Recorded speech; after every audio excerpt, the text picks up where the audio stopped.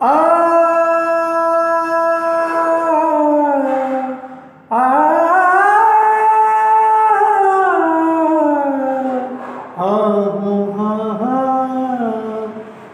कैसे में आई बलम रौरी सेज, कैसे में आई बलम रौरी सेज, आवत में डर लागेला। कैसे में आई बलम रौरी सेज, आवत में डर लागेला। लागेला डर, लागेला डर, लागेला हाँ।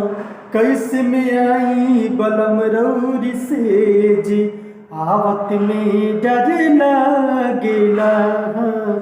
कैसे में आई बलम रौरी सेज, आवत में डर लागेला। मुछिया करेड़ दोनों गाल में गड़ेला, अंग अंग आज बेला हरिया चढ़ेला। मुछिया करेड़ दोनों गाल में गड़ेला, अंग अंग आज बेला हरिया चढ़ेला। हैर कांपे, हैर कांपे, हैर कांपे लथर थर भीतर से करेज, कांपे लथर थर भीतर से करेज, आवत में डर लागेला। कैसे में आई बलम रौरी सेज, आवत में डर लागेला। कैसे में आई बलम रौरी सेज, आवत में डर लागेला। नमस्ते प्रणाम, हम आप सबके छोड़ भाई बेटा अरुण सिंह आर्या आप सबके दोनों हाथ जोड़ के पैर छू के प्रणाम करत हनी वीडियो के माध्यम से। और हम बहुत दुखी बानी।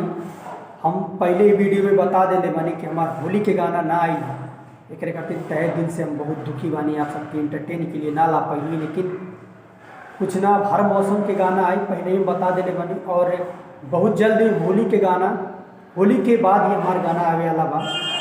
और लोकगीत और आप सब लोग गाना के बहुत ज़्यादा प्यार आशीर्वाद दी। और अगर आप सब इस चैनल पे नया बनी तो प्लीज़ चैनल को सब्सक्राइब करी और बेल आइकन के दबाई, ताकि हमारा हर वीडियो आप सबके जल्दी ही देखे के मिल जाए। और एक और बात, जितना भी हमारे सब्सक्राइबर बा, जितना भी हमारे परिवार बा, सबसे एक अनुरोध बा कि प्लीज़ ये वीडियो के शेयर करवाई और सब्सक्राइबर करवाई, ताकि हमारा बहुत ज़्यादा सपोर्ट मिल सके आप सबके। जैसे आप मिला था हमें सपोर्ट बहुत ही अच्छा लगा था और मिल सके। और एक और बात, एक और चैनल बा हमारा MD official music, Manju Yadav ji tag बा होकर। आप सब वो चैनल की ज़्यादा प्यार दें, काहे कि वो चैनल की बहुत ही अच्छा अच्छा गीत आवेला और इंटरटेन के लिए बहुत ही अच्छा अच्छा वीडियो पे बा। आप सब देखी और चैनल जरूर सब्सक्राइब करी। और अगर वीडियो अच्छा लगा, अगर हमारा गाना अच्छा लगा, प्लीज़ एक लाइक तो बनेला अपना भाई के लिए, तो लाइक करें और वीडियो ज़्यादा ज़्यादा शेयर करें। तहे दिल से आप सबके बात नहीं। और बस ये कह कर रहा। और एक और बात ध्यान से सुनी, अगर केहू के भी एक स्टेज शो प्रोग्राम करवाए के बारे की शो जरा के बोल जाए, अब बहुत ही अच्छा शो हुई, बहुत ही बढ़िया हुई। आप जैसे जो सिंगर का आप जाओ उस सिंगर रही हैं और हम तरावे कर। तो आप सब अगर स्टेज शो प्रोग्राम करवाओ चाहते नहीं तो डिस्क्रिप्शन में नंबर दे दिले बने, आप सब संपर्क कर सकीले। और स्क्रीन पे भी नंबर आपके मिल जाए तो आप हमरा से संपर्क कर सकीले। और बहुत ही अच्छा स्टेज शो प्रोग्राम है, जितना लिरिक्स का आप जितना भी इंस्ट्रूमेंट है आप कागज उतना आए, बहुत ही अच्छा प्रोग्राम आप सबके मिली।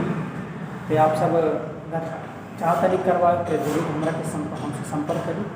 धन्यवाद।